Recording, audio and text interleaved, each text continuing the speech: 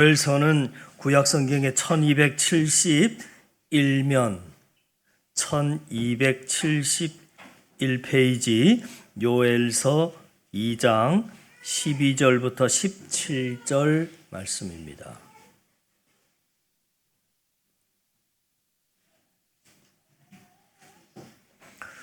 (2장) 12절부터 17절 같이 말씀 읽습니다.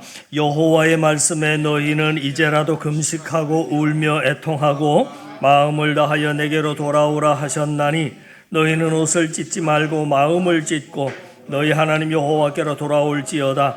그는 은혜로우시며 자비로우시며 노하기를 더디하시며 인애가 크시다. 뜻을 돌이켜 재앙을 내리지 아니하시나니 주께서 혹시 돌이키시고 그 뒤에 복을 내리사 너희 하나님 여호와께 소제와 번제를 드리게 하지 아니하실는지 누가 알겠느냐. 너희는 시온에서 나팔을 불어 거룩한 금식일을 정하고 성회를 소집하라. 백성을 모아 그 모임을 거룩하게 하고 장로들을 모으며 어린아이와 젖먹는 아이들을 모으며 신랑을 그 방에서 나오게 하며 신부도 그 신방에서 나오게 하고 여호와를 섬기는 제사장들은 낭실과 제단 사이에서 울며 이르기를 여호와여 주의 백성을 불쌍히 여기소서. 주의 기업을 욕되게 하여 나라들로 그들을 관할하지 못하게 하옵소서. 어찌하여 이방인으로 그들의 하나님이 어디 있느냐 말하게 하겠나이까 할지어다. 아멘. 우리말로 사육제라고 번역하고 있는 카니발은 라틴어에서 왔습니다. 직역을 해보면 라틴어의 카니발은 고기여 안녕, 고기는 그만이라고 하는 뜻입니다. 사순절이 시작되면 40일 동안 고기를 먹지 않는 금육의 시간들이 시작되기 때문에 미리 고기를 많이 먹어두자 하는 것에서 시작된 축제가 바로 카니발입니다. 그래서 대부분의 카니발은 사순절 시작 3일에서 7일 전에 벌어지는데 이때 본격적인 절제와 금육이 시작되기 전에 몸과 마음을 준비하기 위해서 시작되었다고 알려집니다. 그러니까 결국 카니발은 사순절을 기념하고 준비하기 위해서 시작된 축제입니다. 그러나 안타까운 것은 오늘날의 카니발은 사순절 준비라고 하는 본래의 취지와 목적과는 관계없이 그냥 먹고 마시고 즐기고 노는 일에만 몰두하고 있지요. 그뿐만이 아니라 사실은 카니발이 끝나도 더 이상 사순절을 지키지 않습니다. 경건과 절제의 삶을 시작하지 않는다 하는 거죠. 그래서 마태복음 24장 38절 39절에 보면 성경은 이렇게 말합니다. 홍수 전에 노아가 방주에 들어가던 날까지 사람들이 먹고 마시고 장가들고 시집가고 있으면서 홍수가 나서 그들을 다 멸하기까지 깨닫지 못하였으니 인자의 임함도 이와 같으리라 하고 말씀을 하셨습니다. 하나님이 말세적인 현상을 말씀하신 겁니다. 노아가 홍수 심판의 경고를 받고 준비하고 있었습니다. 그러나 사람들은 이것을 무시하고 그냥 먹고 마시고 장가들고 시집가는 일에 광적으로 몰두하고 있었다는 것입니다. 오늘 이 시대를 살아가는 우리가 꼭 같습니다. 주님께서 재림하시겠다고 말씀하셨습니다. 때문에 깨어 근심하여 준비하라 하셨습니다. 그러나 사람들은 먹고 마시고 즐기고 광적으로 향락에 빠져듭니다. 그리고 사순절을 잊어버립니다. 여기서 우리는 우리 시대의 짙은 영적인 어두움을 보게 되는 겁니다. 그러기에 우리는 사순절에 더욱 우리의 경건을 돌아보아야 하지 않겠습니까? 여러분, 사순절이라고 하는 말의 뜻은 40일간의 기념일 를 말합니다. 그러니까 부활주의를 기점으로 역산을 해서 도중에 들어가는 주일을 뺀 40일을 주의 고난과 부활을 묵상하고 경건하게 보내고자 시작된 절기, 그것이 바로 사순절입니다. 그러니까 올해의 부활주일이 4월 5일이니까 이 규례를 따져보면 지난달 2월 18일 수요일에 사순절이 시작이 됐습니다. 그리고 오늘은 사순절 네 번째 주일이 됩니다. 금년 사순절에 여러분들이 꼭 지켜야 할 두 가지를 말씀드리려고 합니다. 그 중에 첫 번째는 절제입니다. 사순절의 미덕 가운데 하나는 절제입니다. 그러니까 원래 초기 기독교의 전통에서는 엄격한 절제 생활을 요구했습니다. 그래서 절제란 그리스도의 고난에 동참하게 하는 방법이었습니다. 당시에는 전통적으로 그 절제에 대표하는 것이 금식으로 알려집니다. 그러나 근래에 와서는 구제와 경건 훈련을 더욱 강조하고 있지요.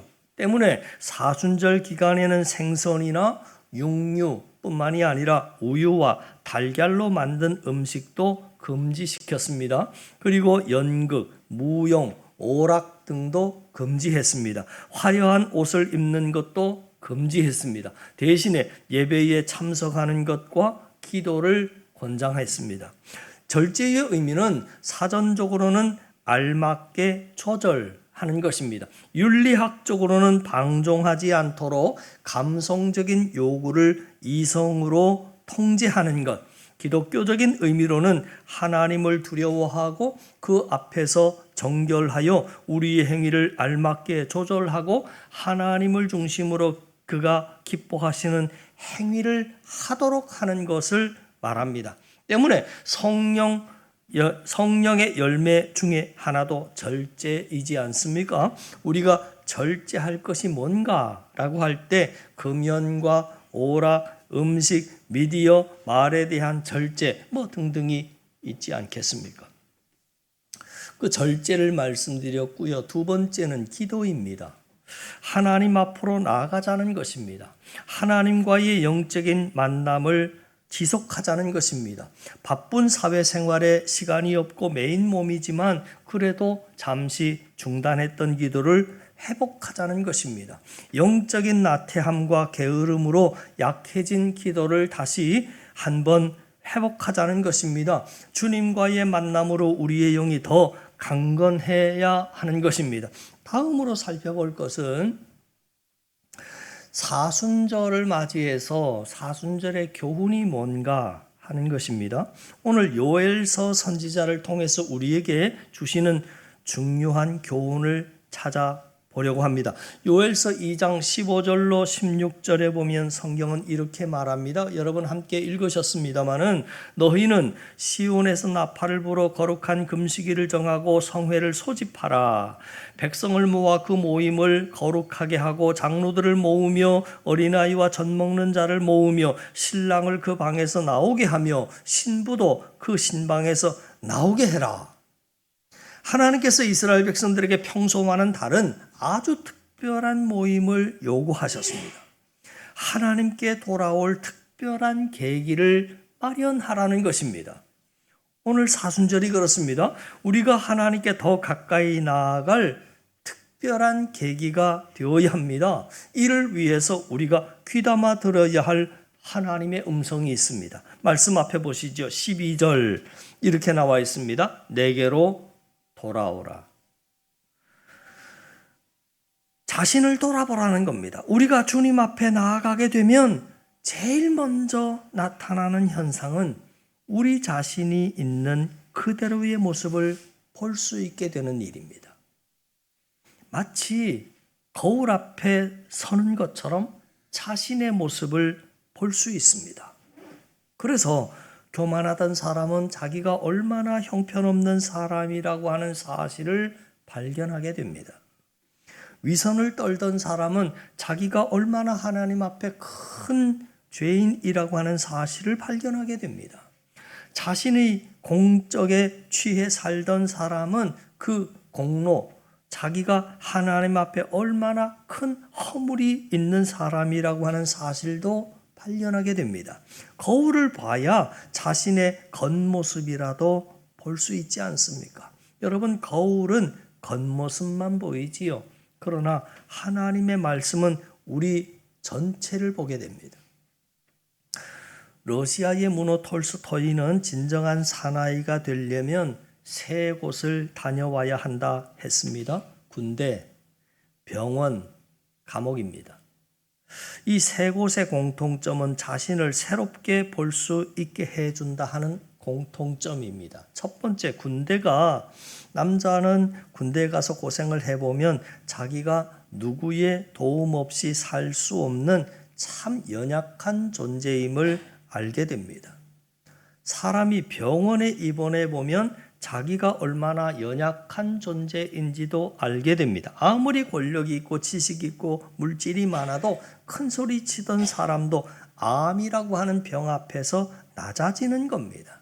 세 번째, 감옥에 가보면 자기가 얼마나 큰 죄인인지를 알게 됩니다. 따라서 톨스토이는 진정 자신이 어떤 사람인지를 깨닫는 자야말로 사람다운 사람이라고 말하고 있는 겁니다.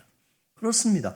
사실 많은 사람이 자신이 누구이고 어떤 사람인지를 잊은 채 살고 있습니다. 그래서 교만하고, 그래서 죄짓고, 그래서 하나님을 의지하지 않습니다.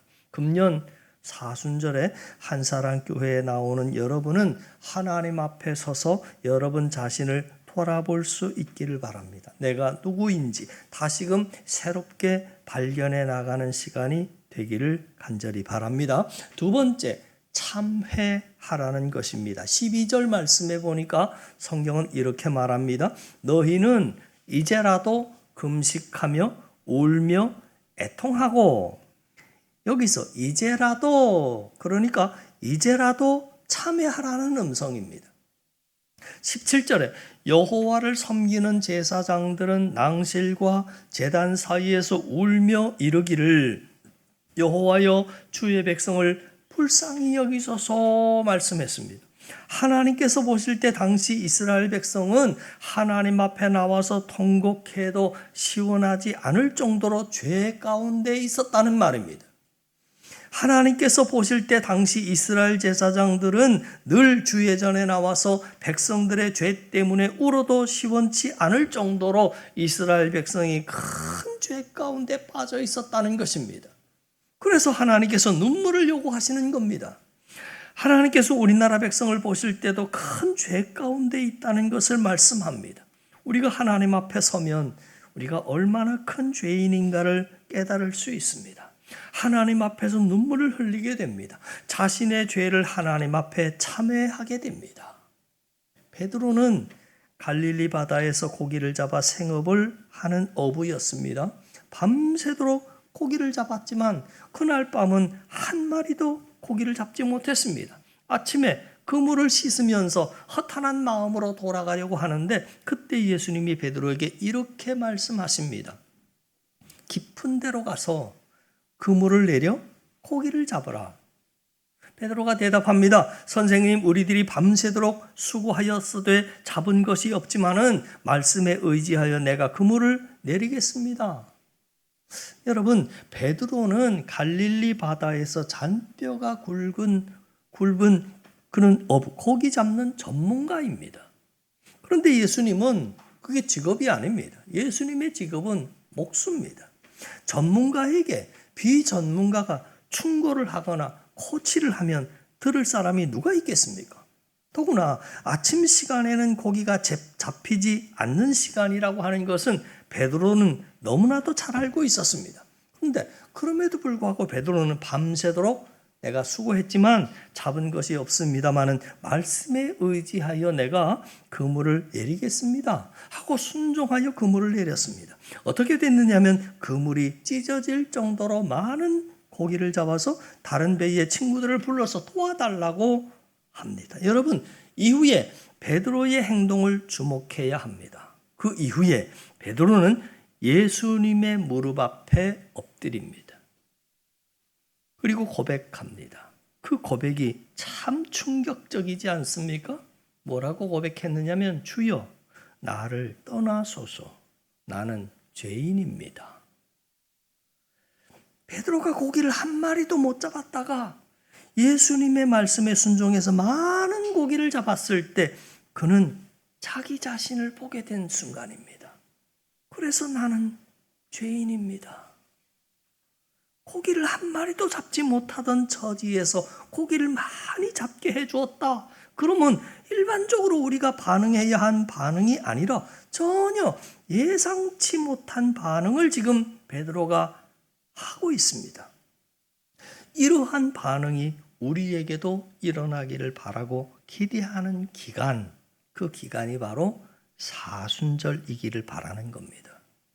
사랑하는 성도 여러분, 금년 사순절 기간 동안 저와 여러분 우리 모두에게 베드로에게 일어났던 변화의 시간이 그리고 뜨거운 눈물의 기도가 회복되기를 바랍니다. 진정한 참회로 우리 모두 정결하고 거룩하게 다시 세워질 수 있기를 바랍니다. 이제 세 번째, 거룩함을 회복하라 하는 것입니다. 오늘 16절 말씀을 보고 말씀 마치죠. 16절에 이렇게 나와 있습니다. 백성을 모아 그 모임을 거룩하게 하고 장로들을 모으며 어린이와 젖 먹는 자를 모으며 신랑을 그 방에서 나오게 하며 신부도 그 신방에서 나오게 하라. 그러니까 하늘나라 백성의 모든 백성들은 거룩함으로 나오라는 겁니다. 하나님께서 우리 하나님의 백성들에게 공통적으로 명하시는 말씀이 뭐냐면 내가 거룩하니 너희도 거룩해야 돼. 여기서 거룩하다라고 하는 말의 뜻은 구별되는 겁니다. 구별되다. 하나님께서 타락하고 패역한 이 세상과 철저하게 구별하셨듯이 이제 하나님의 백성이 된 사람들은 이 세상 사람들과 구별되라는 겁니다. 우리가 거룩하게 되려면 두 가지가 필요합니다. 첫 번째, 거룩에 대한 열망입니다. 연어, 물고기 연어를 아시죠? 어떻게 자기가 태어난 자리를 다시 찾아갈 수 있겠습니까? 어떤 연어는 2년 만에, 또 어떤 연어는 심지어 5년 만에도 돌아온다고 합니다. 저 태평양 한가운데를 휘젓고 다니다가 알을 낳을 때가 되면 찾아옵니다. 바위가 가로막고 수중보가 가로막고 심지어 폭포가 가로막아도 죽기 살기로 그 자리를 찾아옵니다. 그 자리에 물의 냄새를 맡고 찾아온다는 겁니다. 그 자리로 나아가고자 하는 저 뜨거운 열망이 그렇게 할 수 있게 하는 겁니다.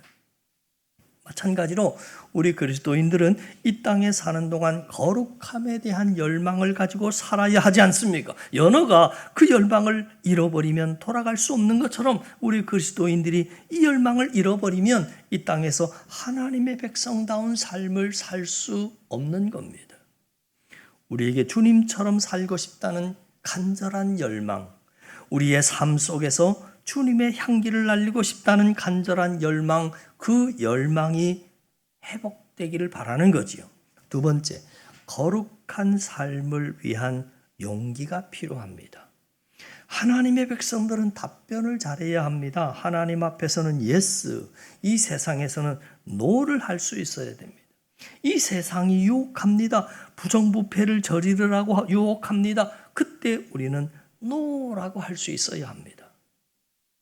한 번에 돈 벌자고 죄의 자리로 나아가고자 유혹합니다. 그때 노라고 말할 수 있어야 합니다. 거짓을 말하라고 유혹합니다. 그때 노라고 말할 수 있어야 합니다. 그러려면 우리에게 용기가 필요합니다.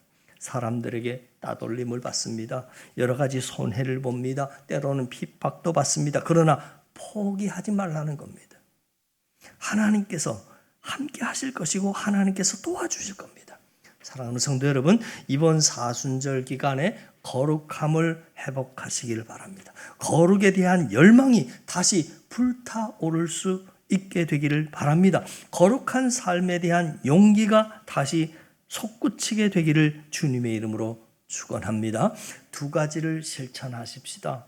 첫 번째, 절제입니다. 두 번째, 기도입니다. 그리고 사순절의 중요한 교훈은 무엇이냐면 첫째, 자신을 돌아보라. 둘째, 참회하라. 셋째, 거룩함을 회복하라. 이 거룩함을 이루기 위해서 첫째, 거룩함에 대한 열망을 회복하자. 둘째, 거룩한 삶을 위한 용기를 말씀드렸습니다. 여러분, 사순절이 자꾸 깊어가고 있습니다. 하나님으로부터 멀어졌던 심령이 하나님께 가까이 다가갈 수 있는 기간입니다.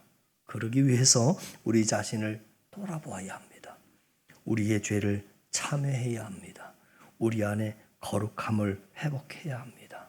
그것이 은혜에 사는 사람들의 삶의 모습입니다. 그래서 은혜의 문이 활짝 열리는 저 여러분, 우리 모두가 되실 수 있기를 주님의 이름으로 간절히 축원합니다. 기도드립니다. 하나님 아버지, 우리는 거룩한 하나님의 백성들이기에 거룩함을 방해하는 어떠한 자리도 박차고 일어서는 용기를 주시고 열망을 주시옵소서. 특별히 이 사순절 동안 더 깊이 주님을 만나며 더 깊이 말씀에 집중하며 더 깊이 주님의 고난에 동참하여 더 깊은 참회 가운데로 나아가는 우리 한사랑 공동체가 되게 하여 주시옵소서. 예수님 이름으로 기도하옵나이다. 아멘.